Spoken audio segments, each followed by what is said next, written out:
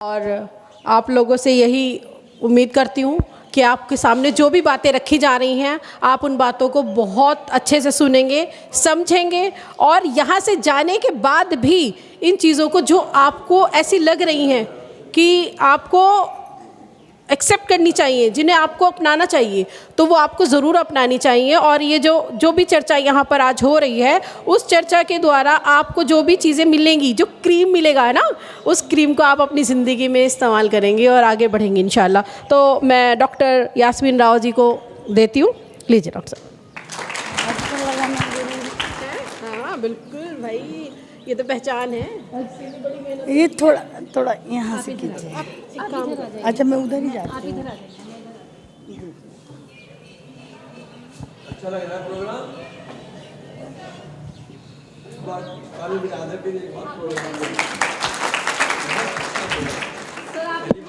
Sir आप इतनी कोशिश करते हैं इन्हें जगाने की, इन्हें पढ़ाने की, तो अच्छा तो लगेगा। सही बात। अस्सलाम वालेकुम एवरीवन, मैं डॉक्टर यास्मीन राव आज आपके सामने हूँ, आपके स्कूल में हूँ। दिलकश बहुत प्यारा नाम है स्कूल का, बड़ा मतलब एकदम एट्रैक्टिव नाम है। लेकिन सबसे पहले मैं आपके सामने अपना आप को इंट्रोड्यूस कराऊंगी, क्योंकि जब तक आप अपना आप को इंट्रोड्यूस नहीं कराते तो सामने वाले को क्या पता आप कौन हैं, कहाँ से हैं, क्या हैं। तो सबसे पहले हमें ज़रूरत है इंट्रोडक्शन देने की। तो मैं अपना आप को इंट्रोड्यूस कराती हूँ। मैं डॉक्टर यास्मीन राव हूँ। मैंने छत्तीसगढ़ से पंडित दीनदयाल उपाध्याय मेडिकल कॉलेज से MBBS किया।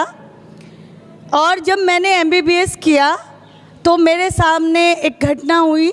जब मुझे डिग्री लेने के लिए स्टेज पे बुलाया गया तो वहाँ बहुत कम मुस्लिम थे और आपको पता नॉन मुस्लिम ज़्यादा होते हैं जो एजुकेशन में हैं।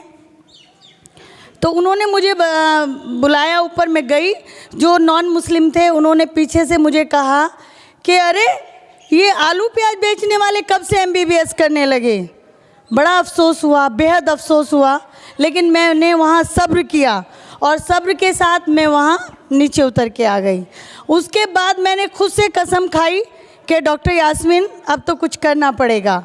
उसके बाद मैंने आपको बताऊं, मैंने 22 मदरसे गोद लिए और उन 22 मदरसों में मैंने मॉडर्न एजुकेशन को चलाया और वो मॉडर्न एजुकेशन आज मेरी बहुत काम कर रही है।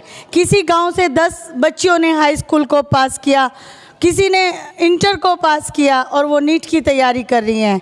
तो बस मैं यही कहना चाहूँगी कि आप सब बेटियां यहाँ बैठी हैं, आपके माँ बाप ने आपको अपने मतलब कंधों पे उठा के आपको अपना सर का ताज बना के यहाँ स्कूल और कॉलेजेस में भेजते हैं, तो हमें भी उनके सर का ताज बना रहना चाहिए। वो ताज जो दूसरा आदमी के, देखो आज मुझे लोग क्या जानते हैं, आज मुझे लोग मेरे पापा के नाम से नहीं जानते, मेरे पापा को मेरे नाम से जानते हैं। ये डॉक्टर यास्मीन के फादर हैं।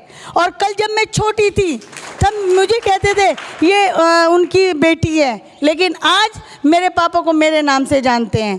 तो ये बात यहीं ख़त्म नहीं होती।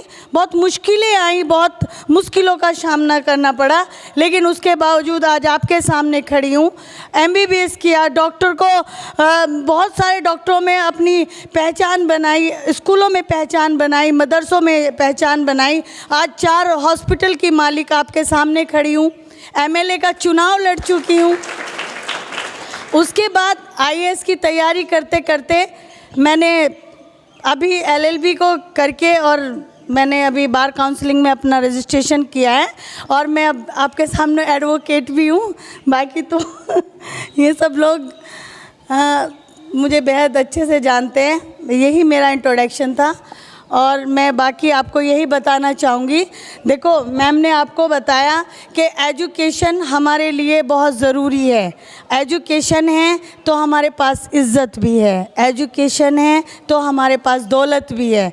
एजुकेशन से ही हम आगे बढ़ते हैं। अगर हमारे पास एजुकेशन नहीं होगी तो हम कहीं नहीं आते, बस रोटियां पका रहे होते हैं, रोटियां खिला रहे होते हैं, उससे आगे हमारा कहीं नाम नहीं होता। तो मेरी बच्चियां यहाँ बैठी हैं, मैं यही कहूँगी कि बस पढ़ो और आगे बढ़ो। एक कहावत है इंग्लिश में, we must obey our parents and do our duty, we must not afraid of that, everybody is to die one day. हमें अपने माँ बाप का कहना मानना चाहिए, उनका रेस्पेक्ट करना चाहिए। वो अभी मलका भाभी ने बताया था कि हमें शबाना मैम ने बताया था कि हमें अपने माँ बाप का शुक्रिया अदा करना चाहिए। तो वाकई में we must obey our parents and do our duty, we must not afraid of that, everybody is to die one day. हमें मौत से नहीं डरना चाहिए क्योंकि हमें तो मरना ही है एक दिन, ठीक है ना। तो अब आती है हमारी बात दीन की। हमें सबसे पहले तो हमें दीन से, हम जब सुबह उठते हैं तो कलमे से हमारी आंखें खुलती है, सोते हैं तो हम कलमा पढ़ के सोते हैं। अपने बहन भाई, अपने बच्चे, अपने माँ बाप को हमने यही सुना, मतलब सुनते आ रहे हैं कि कलमा पढ़ के सोना चाहिए, कलमा पढ़ के उठना चाहिए।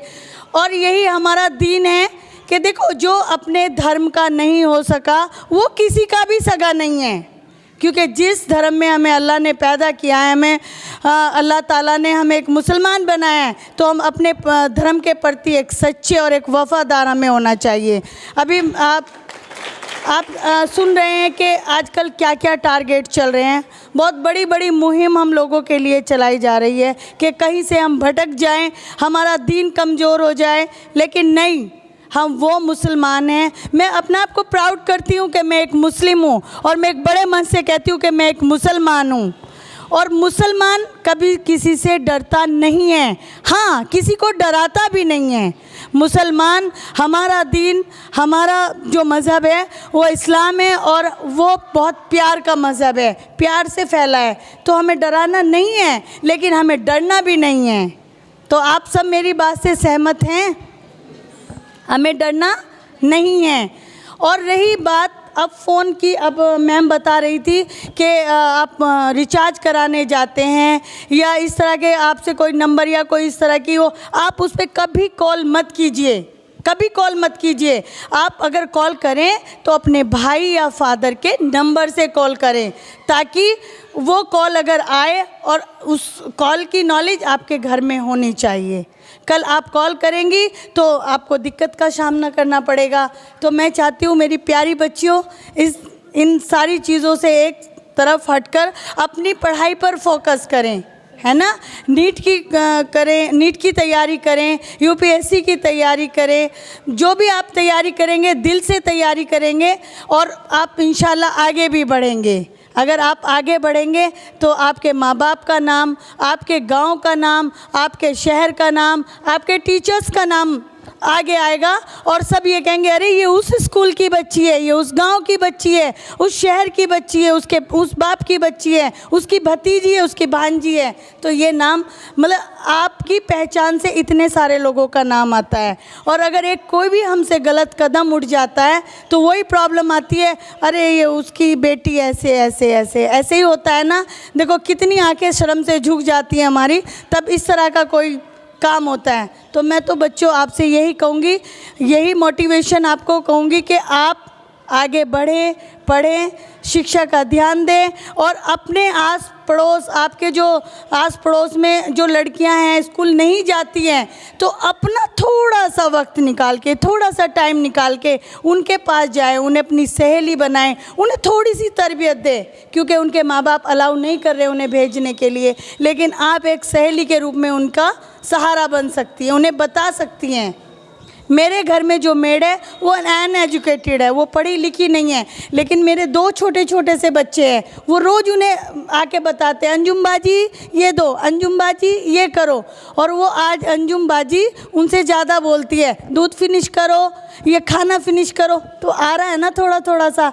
तो अगर आप अपने पड़ोस में अपने इन चीज़ों का ध्यान रखेंगे तो वो भी थोड़ा सा जागरूक हो जाएंगे। मैं यही कहूँगी, मुसलमानों को एक कहा जाता है ये टायर पंचर वाले हैं, ये ठेली वाले हैं। अभी मैंने बताया, मुझे क्या कहा था, ये आलू प्याज वाले बेचने वाले कहाँ से MBBS बन गए। तो वही मसला है, हम मुसलमानों के सामने बेरोज़गारी का मुद्दा बहुत ज़्यादा रहता है। तो बेरोज़गारी भी जब ही दूर होगी जब हम एजुकेटेड होंगे। तो मैं यही कहूँगी कि बहुत अच्छे से एजुकेशन को ग्रहण करें और स्कूल जिसमें आपका ये प्रोग्राम है दिलकश, इसका नाम भी जो बच्चे यहाँ पढ़ते हैं वो नाम इसका रोशन करें। और मैं दायित्व फाउंडेशन से जुड़ी हूँ, उसमें यूपीएससी की, नीट की आजकल वो लोग तैयारी करा रहे हैं। अगर आपको उससे जुड़ना है तो मैं एक नंबर आपको दे रही हूँ, उसको आप नोट कीजिए, वो मेरा पर्सनल नंबर है 91, लिख लीजिए आप,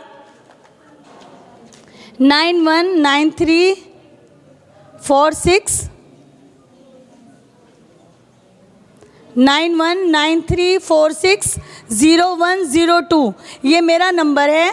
और मैं एक डॉक्टर हूँ। अगर आपको कहीं मेरी ज़रूरत है, मतलब मेरी ज़रूरत है कि आपको कोई प्रॉब्लम है और आप किसी से नहीं बता सकती वो प्रॉब्लम, सपोज दैट कोई जेंट्स डॉक्टर है, आपको नहीं, वो आप उससे शेयर नहीं कर सकती, तो वो फ़ोन पे आप मुझसे उस प्रॉब्लम को भी शेयर कर सकती हैं।